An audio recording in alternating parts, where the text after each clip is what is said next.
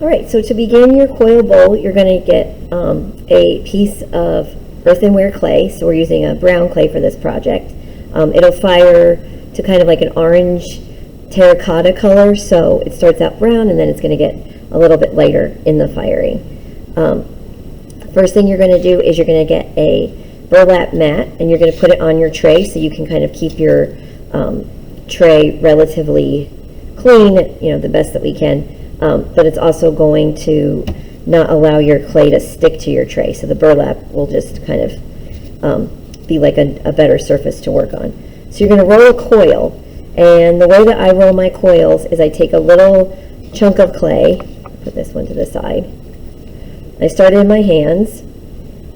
And then I start from the middle. And I roll out to the ends.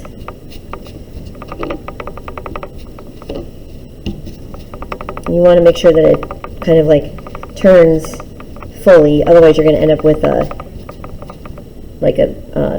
oblong shaped coil. All right, and you're going to take your bowl, and it has your name on the back, and you're going to start to press your coils into the bowl. We're using the bowl as a form so that we can kind of shape our clay to the bowl. Now, because the bowls are plastic, the clay will not stick. We'll be able to pop this out. Now you shouldn't really need too much water for this, but if you find that your clay gets dry, you can just put a little water on your fingertips and add it into your clay, but you don't want your clay to be soaking wet because otherwise it's going to turn into mud. So you can see I'm just kind of smoothing out the bottom here as I join the coils.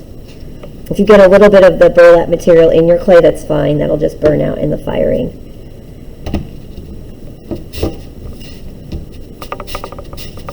My second coil. And coil thickness, that's always kind of a personal preference. I don't want these to be too thin because they'll be really, really fragile. So the thickness of my coils is about the same thickness as a pencil. So that's kind of my mark of the size that I want. Or your pinky finger, or my pinky finger.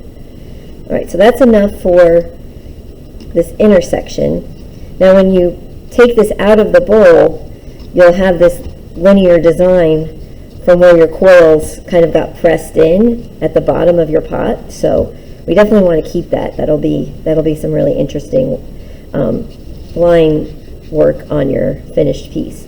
But the top part is pretty smoothed out. I'm just using my fingers, not using any kind of tools or any sponges. All right, and now I'm going to start building my coils up against the side. So you can see I'm really pressing it against that wall. Make another.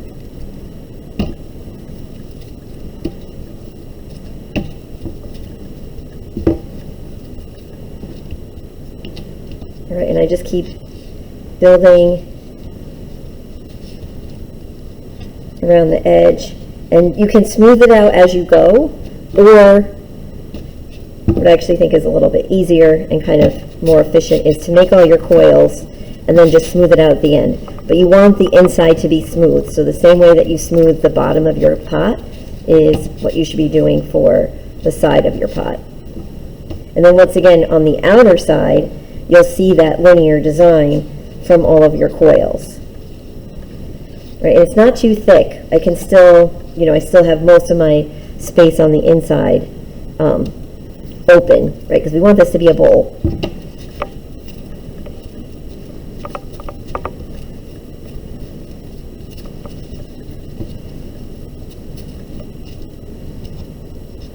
I'm just kind of rotating it, filling in my space. You don't want to see any red when you are smoothing this out. All right, and you only need to go to the top level of the bowl. You don't need to go over the edge. If your coils kind of break, which is what's happening with mine, you can just put them on in small sections. That's fine. If it's not one long coil, that's okay. It'll still hold together.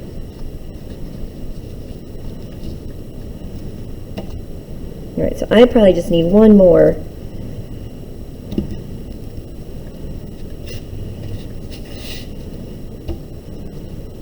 Around this edge.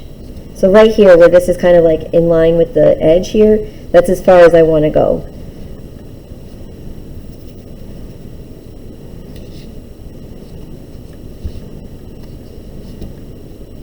Okay. And now I'm going to take my thumb and I'm just going to smooth all that clay together. It's going to unify the sides. It's going to smooth your clay together so it becomes one single piece of clay instead of a lot of smaller pieces of clay, so that your bowl doesn't fall apart. And I'm just using my thumb and kind of turning it as I go.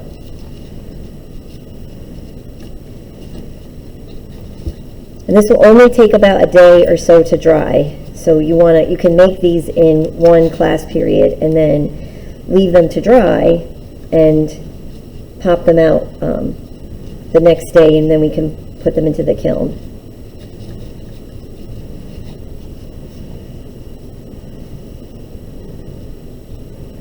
All right, you just want to make sure that you have a nice edge. It's pretty smooth.